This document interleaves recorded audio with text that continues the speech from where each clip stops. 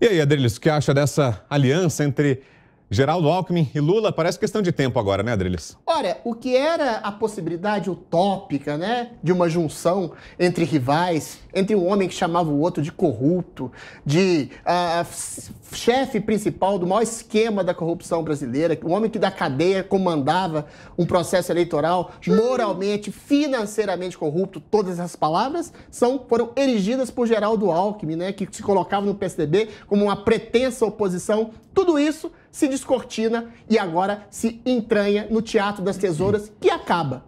Agora, a junção entre PSDB, uma esquerda social-democrata moderada, e o PT, uma esquerda de macacão suada, mas também com princípios sociais-democratas, só que corrupta. Geraldo Alckmin cedeu a um princípio de corrupção moral, da falha de caráter que ele tem, ao princípio de corrupção financeira de Lula, o maior chefe da esquema de corrupção, como ele mesmo disse, da história da República.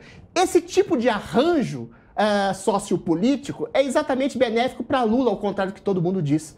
Porque uma vez que o PT, que todo mundo sabe, até os seus mais queridos devotos, né, Piperno, sabe que foi o partido mais corrupto, mais centralizador da corrupção da história da República, se une ao PSDB, cria-se a imagem de que, olha só, os antigos opostos, os antigos oposicionistas se unem para combater o mal terrível de Jair Messias Bolsonaro, o ditador, o fascista, o genocida. Essa narrativa de uma oligarquia espúria que coloca Bolsonaro contra todo o establishment, que era corrupto, entre os juízes, entre os deputados, entre empreiteiros, entre partidos, um homem que enfrentou, de alguma forma, ou de toda forma, o establishment corrupto, que cedeu nacos do governo sem gastar um tostão do bolso do contribuinte, e agora esse establishment corrupto, em apoio com o centrão fisiológico, que vai ora para um poder, ora para outro. A gente sabe que PMDB e todo o centrão fisiológico não tem nenhum tipo de ideologia, e agora se abraçam aqueles que dividiam o poder durante 20 anos, PSDB e PT. Só que o PSDB se coloca como puxadinho do PT através do Alckmin, que não é mais parte do PSDB, mas tem a alma de tucano,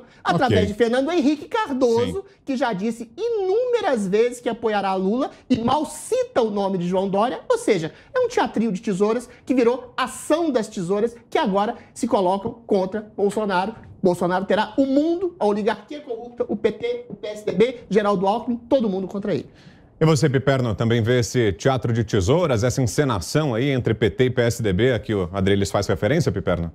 Essa encenação, Vitor, é algo que realmente povoa as mentes da extrema-direita brasileira e tal, e é, obviamente, como muitas peças, uma obra de ficção, né? Não tem nada de teatro, de não sei o quê, de tesouras que cortam para cá, para lá e se juntam depois. O fato é que essa é uma construção, uma obra da arquitetura política, como muitas vezes a gente já viu, não apenas no Brasil. E vejam, quando Lula teve José de Alencar como seu vice, quando Dilma teve Michel Temer como vice, era algo mais ou menos parecido com esse movimento que acontece agora com alguém do perfil de Geraldo Alckmin. Já disse aqui algumas vezes que o PT, nas 8 eleições diretas para presidente que disputou, sempre terminando como primeiro ou segundo, sabe muito bem que a chance maior de chegar ao poder é exatamente quando ele se une ao que uma vez Leonel Brizola chamou de os conservadores lúcidos, né? Então, as 4 eleições, por exemplo, que o PT perdeu,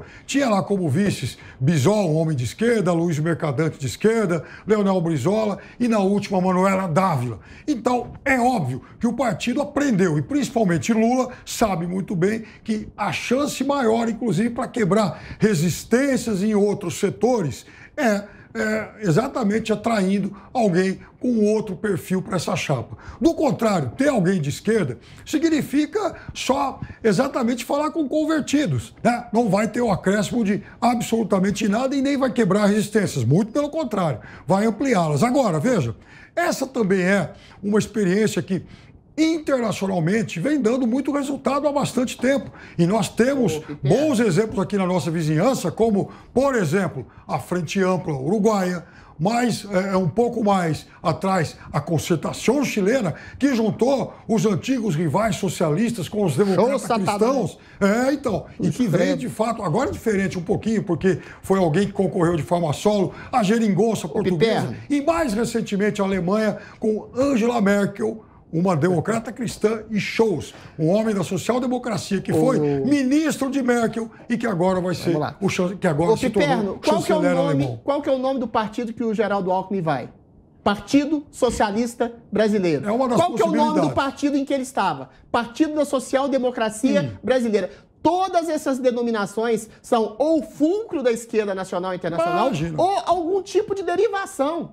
A social-democracia é uma esquerda moderada. A extrema-direita brasileira... poder foi uma esquerda moderada, não foi uma esquerda stalinista. Ele foi stalinista no método de roubo e de corrupção e de cooptação do Estado de empreiteiros e empresários e deputados. Ele foi corrupto, mas a corrupção é da ordem do leninismo, marxismo, para você cooptar a engrenagem do Estado, para depois lá no futuro transformar no Estado socialista, como está acontecendo inclusive com a Argentina agora. Vamos lá, diga, 2017, isso faz um pouco de tempo, né? Então acho que as coisas mudaram, as relações políticas também não. O método continua o mesmo. Olha a Venezuela, olha a Cuba. O mais importante, a gente está falando de um partido de esquerda moderada, no caso do PT, que não é exatamente uma esquerda de ruptura, como outras que a gente viu o mundo afora. Não só não é de ruptura, como é de prosseguimento de uma corrupção, de alargamento de corrupção, de que tomou o Estado de assalto comprando deputados, empreiteiros e partidos. Existe uma dor de cotovelo muito grande da extrema-direita, até porque dor de cotovelo, ela virou de corrupção. Saco de pancada aqui na América Latina, especialmente, né?